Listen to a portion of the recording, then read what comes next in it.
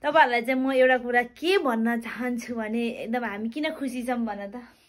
आज हामीले नयाँ खाद्यान्न हैन हाम्रो रुममा चाहिँ हामीले चाहिँ नयाँ सामानहरु हैन सेकेन्ड ह्यान्ड सामानहरुले भए पनि भरिपूर्ण गरेको छौं। अनि यो चाहिँ अस्ति अब बीचमा हामीले 2 दिन अगाडि हामीले चाहिँ यहाँ लिएर आयौं, तर अब त्यो भिडियो चाहिँ अब बनाउन पाएन, हतार भयो, काम यता उता त्यस्तै भयो।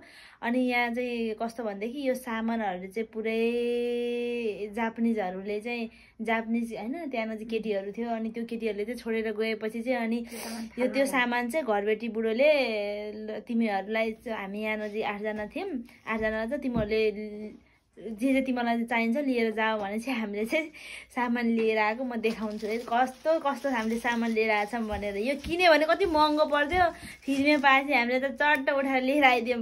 हाम्रो त हुँदा लुगा धुने साबुन त सरफहरु हुन्छ नि, अनि त्यो भाँडा धुने साबुन, हात धुने टिस्युहरु केही बाँकी छोडेन, हामीले सब उठाएर लिएर आयौं। अब त्यो बुढोले सफा गरेर सबै फाल्थ्यो के, अनि त्यो फाल्नु भन्दा त बरु है त्यो फाल्थ्यो, सबै फाल्थ्यो त्यो बुढोले। भोलिपल्ट हामी ठ्याक्क पढ्न जाँदाखेरि त्यो बुढोले सब पुरा प्लास्टिकमा बाँधेर थुपारेर त्यहाँ राखेछ। भरे भन्दा यो सबै सामानहरु फाल्ने नै थियो के। हामीले चाहिँ बेलैमा लिएर आयौं। म देखाउँछु है के लिएर आयो भनेर। फर्स्ट हामीले यो ऐना पनि लिएर आयौं। ऐनाको त्यहाँ नजिक त्यो भइगयो, के भन्छ यो बस्ने कुर्सी भइगयो। अनि त्यसपछि आएर हामीले हेर्न सक्नुहुन्छ टेबल लिएर आयौं। हामीलाई एकदम जरुरी थियो टेबलको। अनि यो गलैचा भइगयो। अनि यहाँ अब हाम्रो पुरानै मान्छे हो यो चाहिँ उहाँ चाहिँ हाम्रो पुरानै मान्छे होइसिन्छ। अनि हामीले पर्दा पनि फाइनली चेन्ज गरिसक्यौं। अनि त्यसपछि यो सोफा चाहिँ हामीले लिएर आयौं। हाम्रो यो सानो रुममा सानो चिजहरु, तर यहाँ नजिक अट्छ है, यहाँ 1 2 3 जना अट्छ, 3 जना अट्छ थपक्कै। हेर्दाखेरि भिडियोमा सानो देखेछ।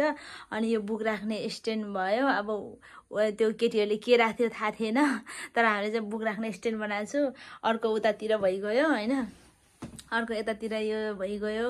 अनि त्यसपछि त्यहाँ भित्रको सामान पनि साँच्चै यो वाइफाई सफ्ट ब्याङ्ककै वाइफाई हो। हामीले त्यहाँ यहाँ नजिक हाम्रो सफ्ट ब्याङ्ककै वाइफाई छन चाहिँ हैन।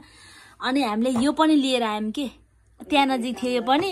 त्यसपछि वाउ रातो कलर, यो त अब कुरै नगरौँ। यो भएको हेयर ड्रायर हामीसँग अलरेडी छन त थियो, त्यही पनि अब यो पनि किन त्यहाँ नजिक फालिराख्ने भनेर लिएर आएको। त्यसपछि आएर हामीसँग हेर्न सक्छ कपाल कर्ली गर्ने। अब कपाल कर्ली गर्ने भएपछि सकिएको होइन, अब कुरै नगरौँ। अनि त्यही हामीले अब यो नयाँ पर्दा यो त पुरै मिलाएर पट्याएर राखेको थियो कि है, प्लास्टिकमै थियो कि यो चाहिँ पुरै। अनि अहिले हामीले चाहिँ धोएर अब यहाँ राखिसक्यौं। जे भए पनि हाम्रो सानो रुम चिटिक्क अब यो मेरो बेड भएको हो, यतातिर पबीको बेड, यता बबीको बेड हैन। अनि बीचमा गलैचा, बीचमा टेबल। वाह भाइ वाह क्या। अब त्यो पुरानो हाम्रो ऐना हो, त्यो ऐनालाई अब हामीले साइड गरेर राखिसकेछौँ, किनभने यत्रो ठुलो ऐना आइसकेछ हैन। अनि यो त अब पुरानै भइगयो हाम्रो। त्यही अहिले चाहिँ रुम चाहिँ हेर्ने लायकको भएको छ। पहिला लाइकको त हुन्थ्यो, भन 1-2 शब्द भन। लाइकको त राम्रै गरेर बसिन्थ्यो, तर पनि अहिले अझ राम्रो भयो। सामानहरु भरि भयो हैन। ठिक छ, कतिको खुसी लागिरहेछ त नि। एकदम खुसी। यो सर्दाखेरि के हार्ने हो नि, यो सर्दा गाडी बोलाउने, पैसा तिर्ने, गाडी बोलाउने, ज्यामजुम साइकल सब हाल्ने, जाने। तर छोड्न चाहिँ पछाडि थाहा हुन्छ जहाँ गए पनि। ल म भिडियोमा आइरहन्छु, बोलिरहेछु भन न। म भिडियोमा आइरहन्छु अनि म बोलिरहन्छु, सुनाइरहन्छु। अझ 1 वर्ष बाँकी छ यो कोठामा बस्न। 1 वर्ष भयो, 1 वर्ष भयो, अझ 1 महिनापछि 1 वर्ष हुन्छ।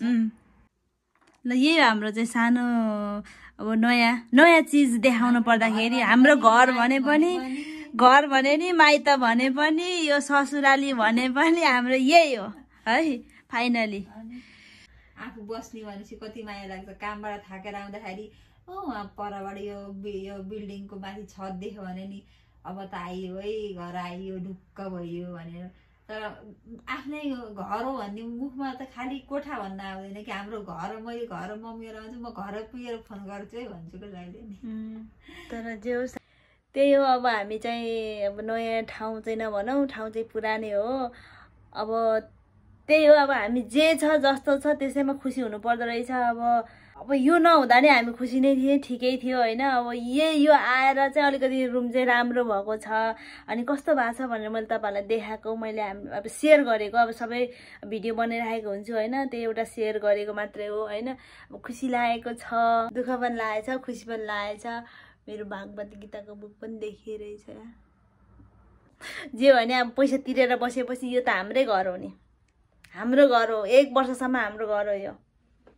बाहिर एकदमै उ आइरहेछ हौ, हावा कराइरहेछ, हावा एकदम लास्टै चलिरहेको छ बाहिर। अनि त्यही अब हामीले चाहिँ होइन आज के गर्यौँ कसो गर्यौँ, हामीले यो सामानहरू लिएर आएको थियो। त्यति बेला हतार भएर भिडियोहरू देखाउन सकेको थिएन, तर तपाईँहरूसँग अब सेयर गरेँ। अब सुख भने पनि दुःख भने पनि छँदैछ हाम्रो ठाउँमा, आफ्नो ठाउँमा छँदैछ होइन। राम्रै छ, ठिकै छ।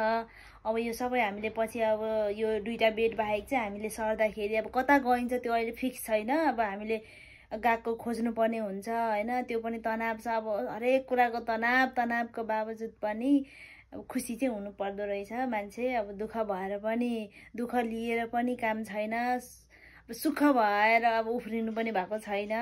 त्यही हो। अब हेर्दै गर्नु होला, म भिडियो बनाइरहेको हुन्छु, हेर्दै गर्नु होला। हामी कहाँ जान्छौँ, के गर्छौँ, सबै भिडियोहरू मैले सर्टकटमा लगाइरहेको हुन्छु।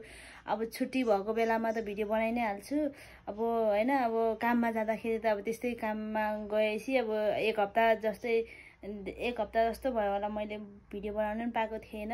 अब कता जाने, खासै त्यही कतै जान पाइँदैन गएको जाँदा, अनि काममा अनि घरमा आइन्छ, त्यस्तो खासै केही कतै एकदम रमाइलो ठाउँमा जान पाए पो होइन। त्यो भिडियो नि बनाउनु, सधैँ त्यो खाएकै भिडियो मात्रै कति बनाउनु तपाईँहरूलाई नि हेर्दा झ्याउ लाग्छ होला। त्यही हो। अब त्यही पनि फेरि पनि अब यो भिडियो चाहिँ म यहीँ क्लोज गर्न चाहन्छु। अनि कस्तो लाग्यो हाम्रो घर, हाम्रो प्यारो घर, सानो घर होइन। अब यति भन्दै म चाहिँ यो भिडियो यहीँ क्लोज गर्न चाहेँ। ओके, फेरि पनि नेक्स्ट भिडियोमा भेटौँला। By by.